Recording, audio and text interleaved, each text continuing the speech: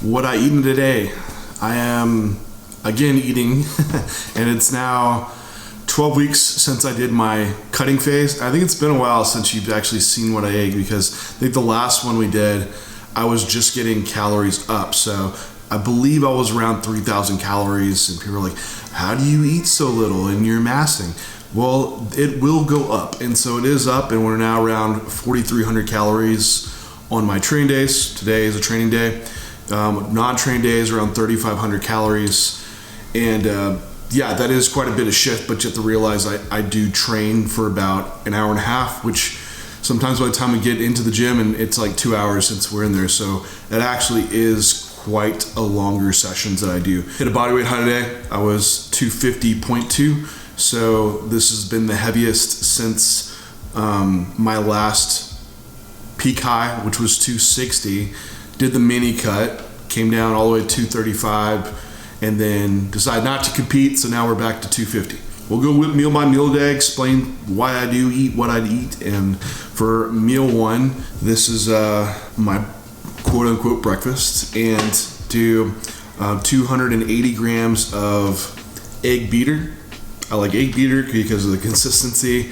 100 grams of spinach, one whole egg, and I use Cholula habanero sauce. Have 100 grams of peaches, and then one Killer Dave's bagel with some sugar-free peach jelly on it. And this meal, it's about 50 grams of protein, 60 grams of carbs, and 9 grams of fat. So something it's really quick to put together. Basically microwave all of it, and even the eggs, so I can get and start my day right away. Eat this, put it down, then go and get some of my step count out. Renee and I do our daily walk and put in a good like 4,000 to 5,000 steps right off the beginning of the day. So follow along.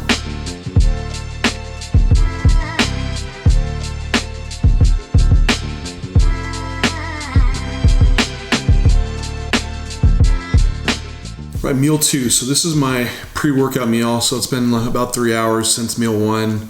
Already got in 5,600 steps. So that was after our walk this morning. So I try to stay pretty active in the morning. Want to make sure, my goal is to hit 10,000 steps a day, and that will allow me to have a higher energy flux, so I can keep food higher and turn my activities higher, but also balancing, not getting so active that it's fatiguing and taken away from also training. So that's kind of like the balance for what I find, why I'm able to sit around like 4,300 calories now.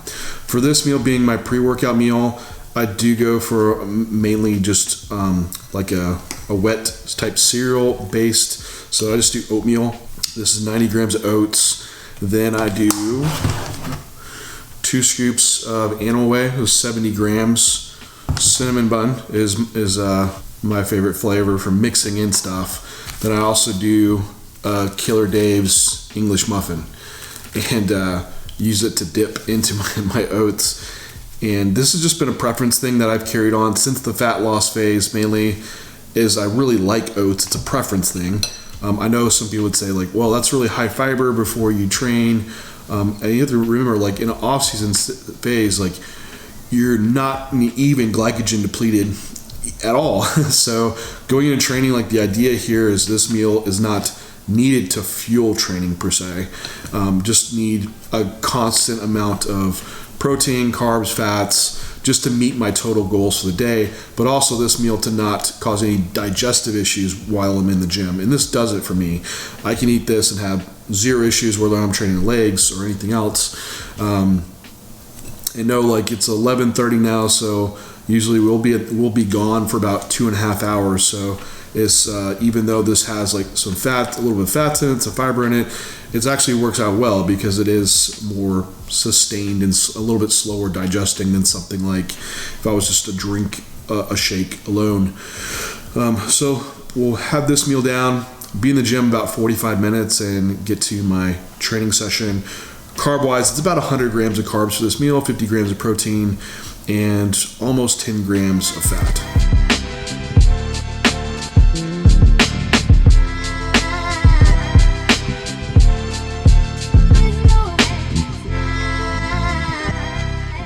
All right, so back from the gym, had a great push session. It was a longer workout. Renee and I were gone for almost 3 hours. So we do have a long gap between eating, like I was saying. Come back home to make my food, and I don't want to wait for cream of rice. That's usually what I take to the gym with me. So the quick hack to do, if you want something that's like cream of rice, you can just do just white rice, water, or even almond milk, and make like a protein, like kind of your own cream of rice or rice pudding, if you want to call it that. One thing to consider with picking your rice, especially here in the US, is all of our rice is fortified with iron. And that orange box of cream of rice is heavily fortified with iron, which if you are enhanced and taking anabolics, there is a suppression of hepcidin, which is a protein that regulates iron absorption. So you could have enhanced iron absorption being an enhanced lifter, and that could be part of the mechanistic way that we see increases in hemoglobin, hematocrit. So one thing that I would say to do is make sure you're getting non-fortified rice. If you can't afford doing like the Pride Foods cream of rice, you can just get white rice that's not fortified and just make your rice pudding like this. Now, one thing I do add to it is I do like the Pride crisp bars. For one, they only have 1 gram of sugar for 25 grams of carbohydrates. So just crumble it on top for a little bit different texture. If you like doing something like that, you could use like rice cereal, or if you're lazy, just do more rice. So this meal is like around 100 grams of carbs, 50 grams of protein, and it's pretty low fat, like 4 grams of fat. So have this one in, and something relatively easy to digest post-training, and then have my next 3 meals from there.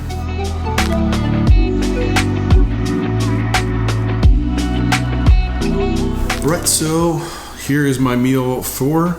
And this is another meal that has 100 grams of carbohydrates, around 50 grams of protein, and 15 grams of fat for this meal. So I know there's like quite an assortment of food going on here with the bowl. So I mix in, I get a vegetable medley. So I am a proponent of trying to have like a variety of vegetable sources, and I'll do 150 grams of that medley, which has broccoli, carrots. I add some spinach in as well. And then it's 180 grams of just white jasmine rice, 170 grams of chicken breast. In the other container, I have 140 grams of strawberries and 60 grams of blueberries. I like the mix, and I put some cinnamon on top. And then I have 3 plain rice cakes that I put 15 grams of peanut butter on. So the rice cakes are purely my delivery vehicle for the peanut butter. So rather than just having more rice in my bowl, I have them like this, which is kind of like my dessert for the meal, fruit kind of along with that. So have some variety, which in the off season, why not? You should be able to enjoy your meals. And I would try to encourage everyone, like if you're off-season bodybuilder, to keep including fruit in your diet, even when food volumes are starting to get higher. Like I am getting close to 600 grams of carbs and still have multiple servings of fruit during the day. And some people say like don't eat fruit because it's too high in fructose, and fructose has been linked with like higher triglycerides and decreased insulin resistance.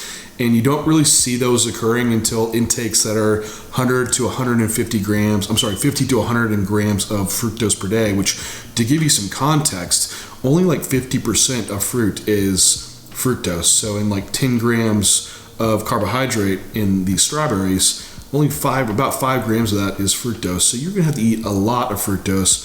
And a lot of those studies are in like very sedentary individuals or disease state individuals. I've seen another study where they give individuals 150 grams of fructose per day from a supplement, and it caused no derangement in any parameters or weight gain because those individuals altered their rest of their intake accordingly. So it still comes down to your total calorie intake, but the data that we have on fruit in multiple studies showing health benefits for morbidity, mortality, the fiber component, I'd recommend it if you can't tell. So this is meal 4. We'll knock this one down.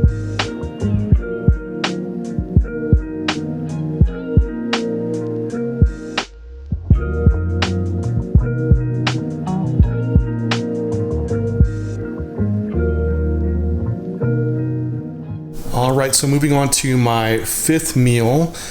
This one I have a large salad, which it's like 200 grams of lettuce, spinach mix. Also add in some different bell peppers, onions, and have some tomato as well.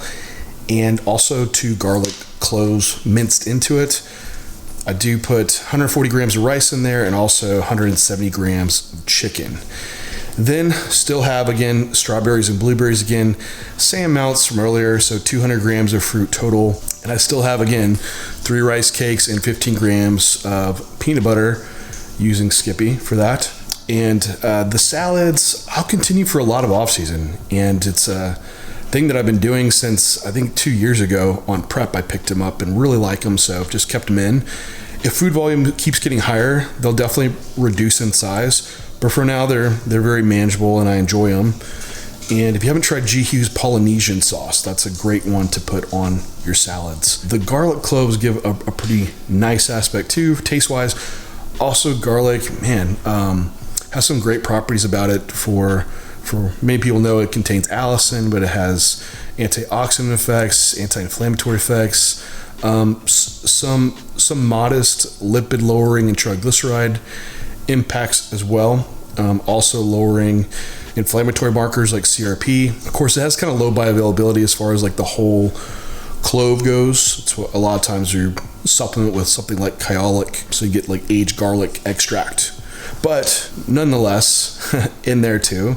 Another interesting fact, in just 1 serving of strawberries, you can get your total vitamin C intake for the day, which when I see diets that have no fruit, usually you don't get any vitamin C or a very low amount. So another plug for fruits, I guess. Anyway, on meal 5, have 6 meals for the day, so 1 more to go.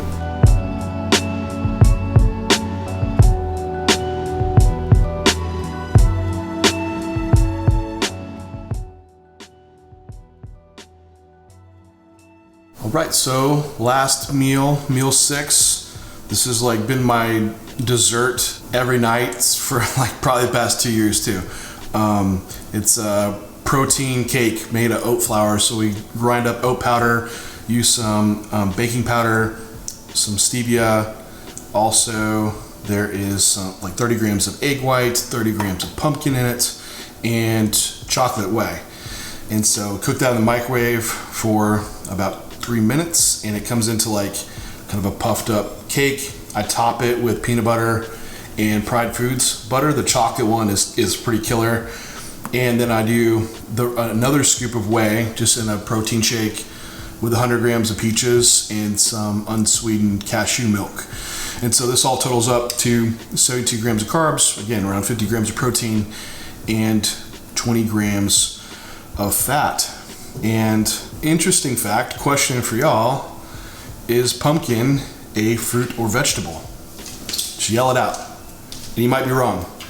So surprisingly, pumpkin's actually a fruit, because if you look at a plant, anything that grows from the flower of a plant is actually a fruit, and it has seeds. Pumpkin is a fruit.